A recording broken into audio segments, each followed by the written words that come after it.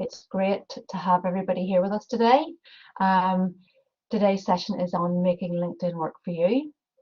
And as I say, it's a 20-minute slot where I'll get some time for question and answers at the end.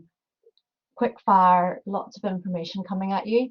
And I suppose the big thing for you is to take it all on board and try and implement it in the way that you approach your online networking.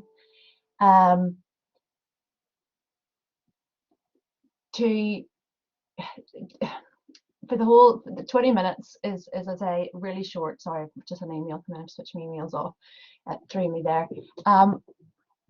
And I can do 3-4 2-day sessions on LinkedIn. So this is actually a lot of really a broad overview with a lot more information and links that will be provided afterwards. And as I say, this will be recorded and the slides will be available. Thank you. Right, well, let's get going.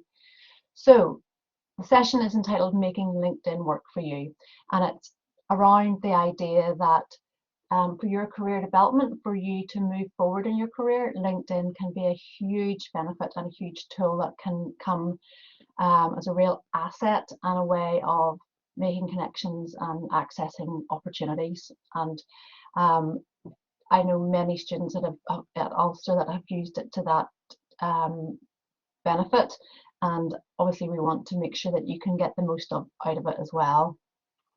So why use LinkedIn?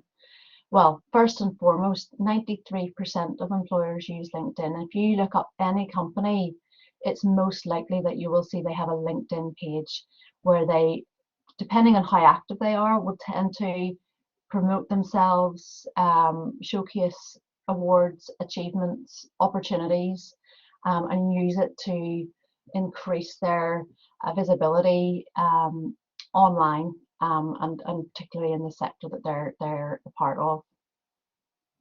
For you using LinkedIn, obviously when so many different companies and organizations are there, you having a profile, you having a presence there means that you are potentially visible to all of these different opportunities, because organizations equal opportunities in whatever guise that may, for whatever direction you want to take your career in. The other big thing I really want you to learn about from LinkedIn, and if I get time at the end, I'll show you how this is really beneficial, where you can actually search people potentially in the sector that you want to access, and connect them, which is obviously developing your network and using the opportunity to develop new contacts where you would never had that chance before.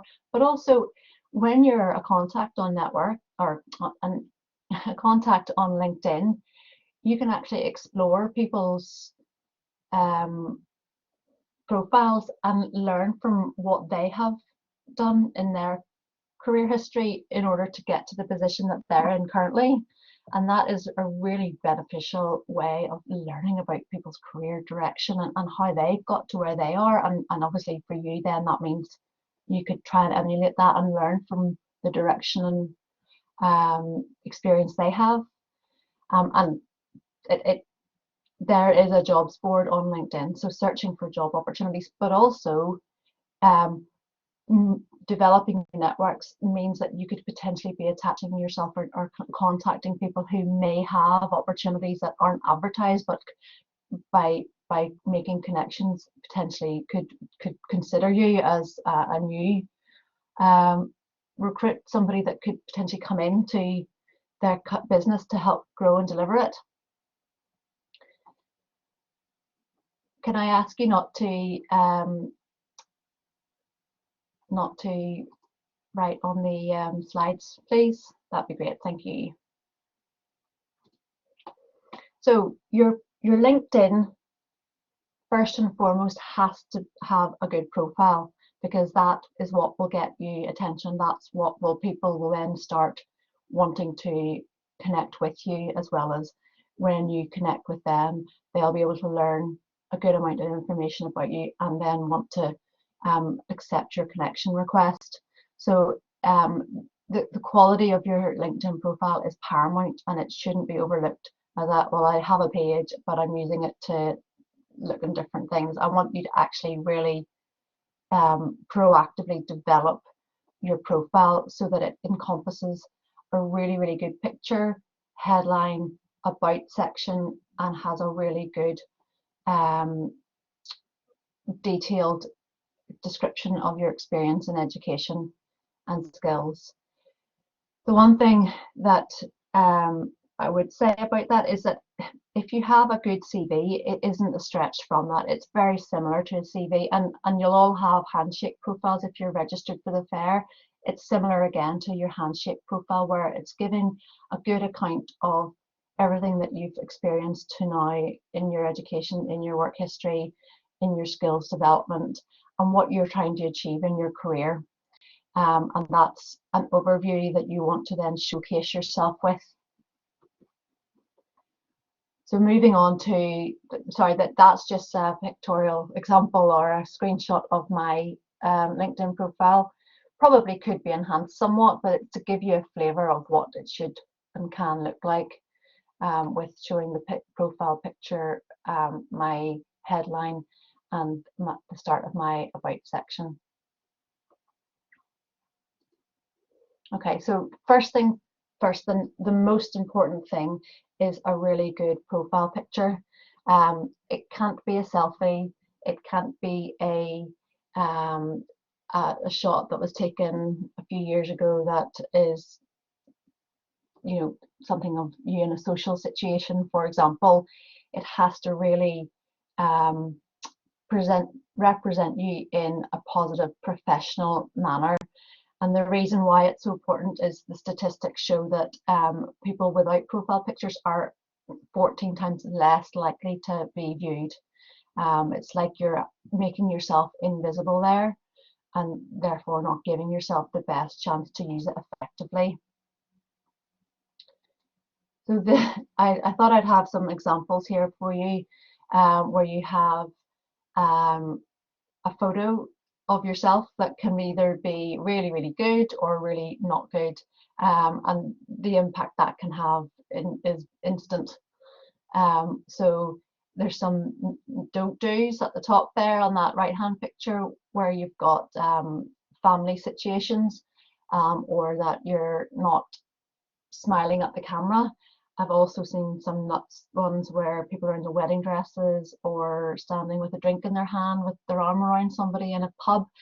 It seems really obvious for me to say it, but it's amazing how wrong it can come across.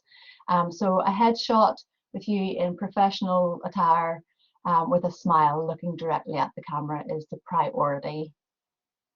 You don't have to pay for professional headshots or anything. It's just a matter of getting somebody to take a really good photo, nice photo of you as a headshot up against a blank background. And once you've got your profile picture, your headline is the next aspect that you have to get right. The most common mistake I find that students make on LinkedIn, on their LinkedIn profiles, is that they write student at Ulster University, and that's it.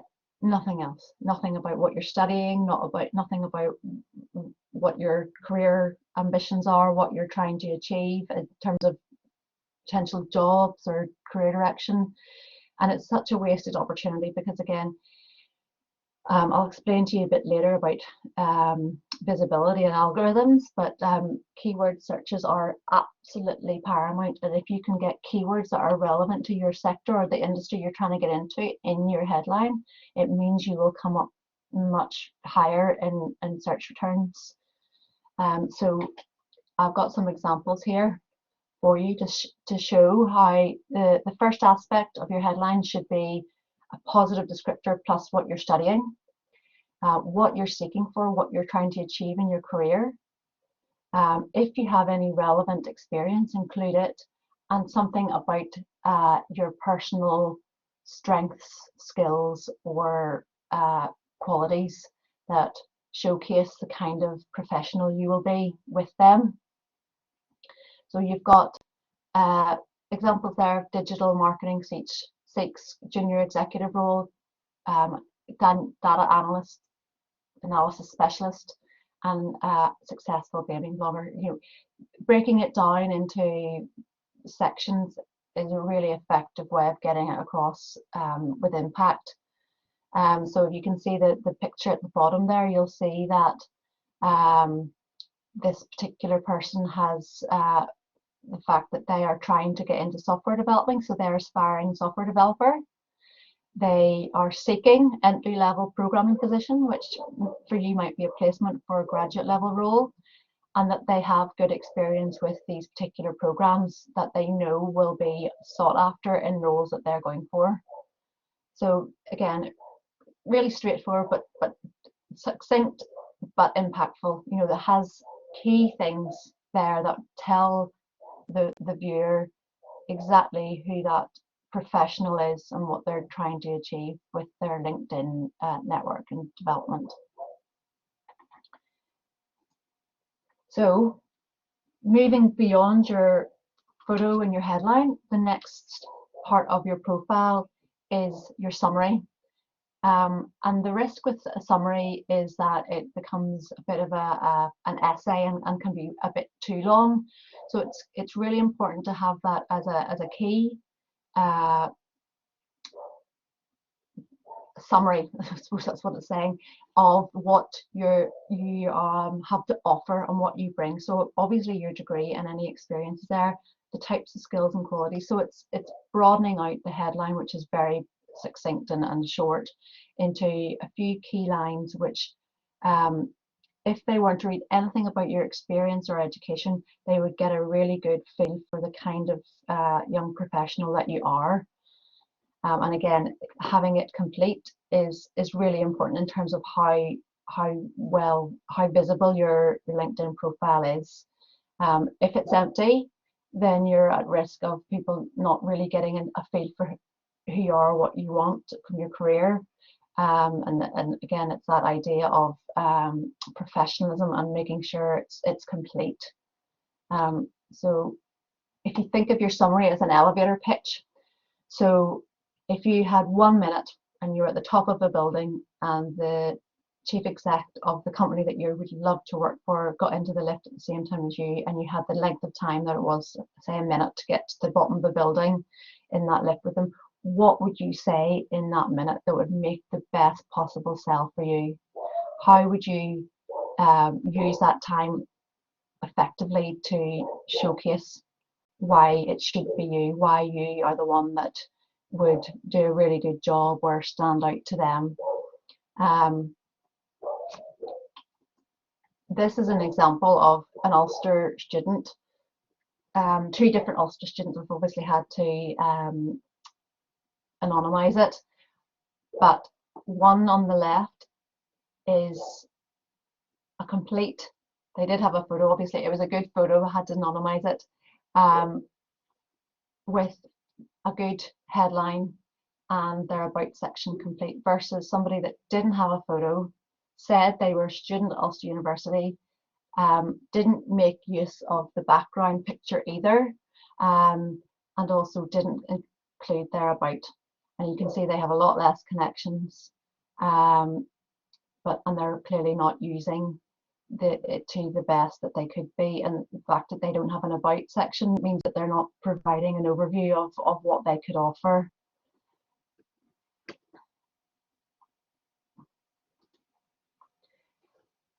So then following on from that, like you would in a CV, where you continue and provide detail about your education and your experience.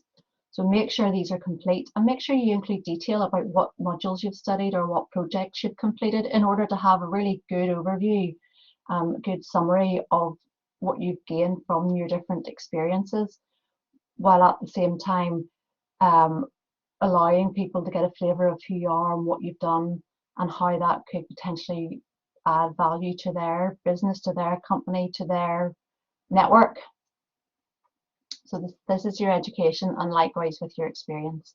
So when I say be succinct, that's where the use of bullet points can be really beneficial, where you're not writing long paragraphs, but actually just listing key achievements or key areas that you or skills that you've developed from your experience and your education.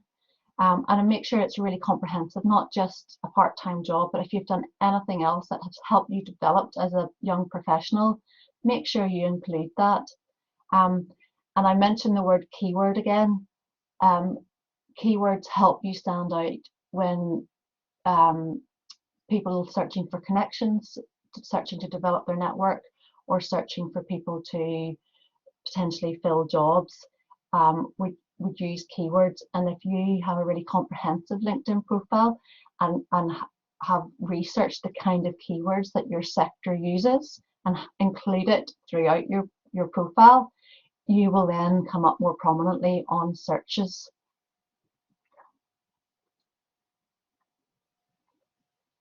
Thanks for the question, Glenn. When it comes to experience, all experience counts in the sense that you can showcase what you have developed in terms of skills and professional qualities, even if it isn't relevant experience. So it's still important to include it because you want to show that you have work experience, that you have a background where you've developed professional abilities. Obviously, the more relevant, the better, but it doesn't mean that you can't use it, can't showcase what you've developed in terms of skills, qualities, attributes, motivation, which often, particularly at the start of your career, employers are keener to see than any specific experience. It's more about the kind of person that you are, the kind of professional that you are. I hope that answers it. Yes, so I've mentioned the word keyword again. Be descriptive about your responsibilities and jobs. No, you're very welcome, Glenn. And again, keywords so you can do lots of research on the types of keywords that are searched for in any sector that you're trying to get into. And if you ensure that those types of keywords are included in your profile, that is very much how you're then ensuring that you are coming up more prominently on LinkedIn. So I want to ask you the question, if you use the T that's in the little box at the top of your screen, you can type responses on the whiteboard here, where I just want to ask you, who can you connect with on LinkedIn that would help your grow your networks or develop your career or enhance your potential opportunities.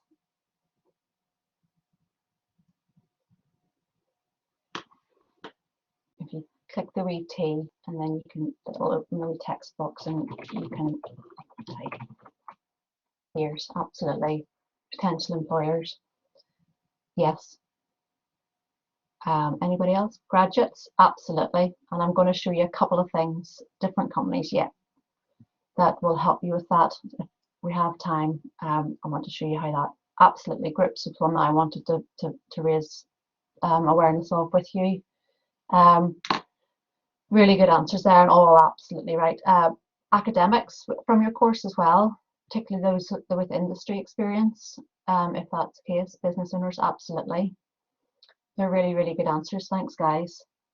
I actually am going to stop my slides for a second and show you how LinkedIn, so just potential employers or business owners or graduates, how that can be really used. So I'm going to just get LinkedIn up and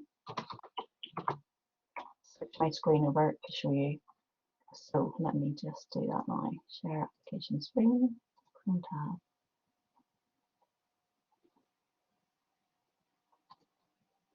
Okay, so hopefully you can see this. So this is my wall, for want of a better way of putting it. It's very busy, which is pretty standard. So I have colleagues that are sharing the fair this week when using it. So your wall is where you can be active. And again, the more active you are, the more visible you are, because my colleague who is currently in this session with me, her name has come up as liking this. So I can see her activity, and that's what, if you are active, so if you like things, if you share things, if you can comment on things, you can then, your activity on those posts will be visible in other people's profile walls or LinkedIn walls.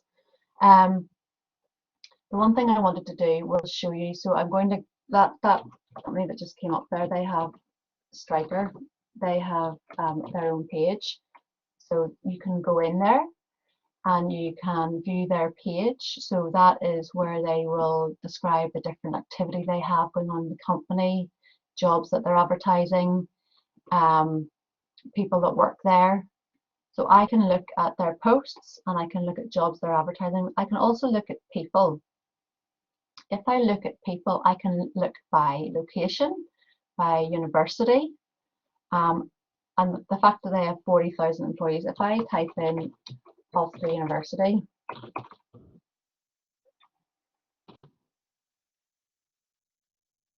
there are 79 people that come up in that search. So I can look at the 77 people from Ulster University that come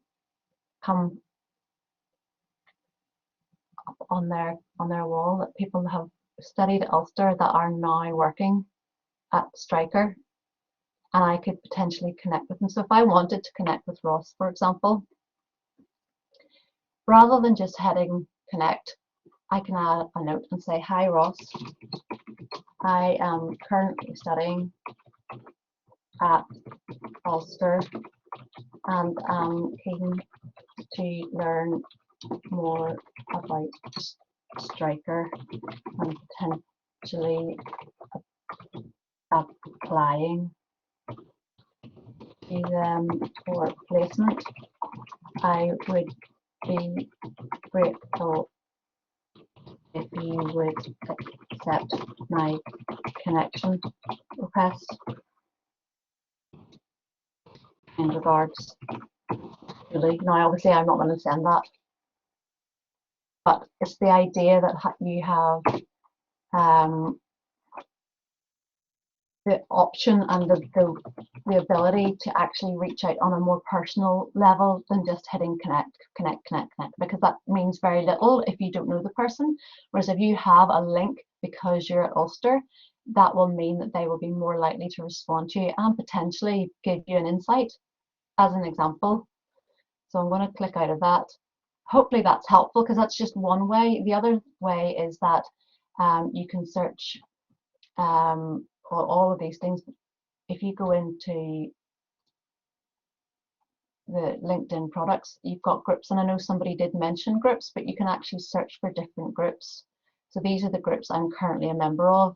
But if you have, say, a specialist health and safety, say you were health and safety, you have groups that are specifically about health and safety with lots of different professionals in those groups. There's 107,000 members in this particular group. I can request to join it and then see who is in that group. Now, these are people that are already my connections, but if you're in that group, you will be able to see people that are in that group that you might then want to connect with, that you have no other way of accessing. So there's lots of really exciting functions in LinkedIn that will allow you to access information. I'm conscious of time. I'm just going to quickly check if there's any other key things I wanted to make sure. Yes, I wanted to just ensure that you knew that the idea of the keywords and the algorithms, the more active you are, the more visible you are, and the more comprehensive your profile is, the more relevant keywords, the more the algorithm will pick up your profile, and the more it's an increasing circle rather than a decreasing circle, where you have more chance of getting real benefit out of using LinkedIn.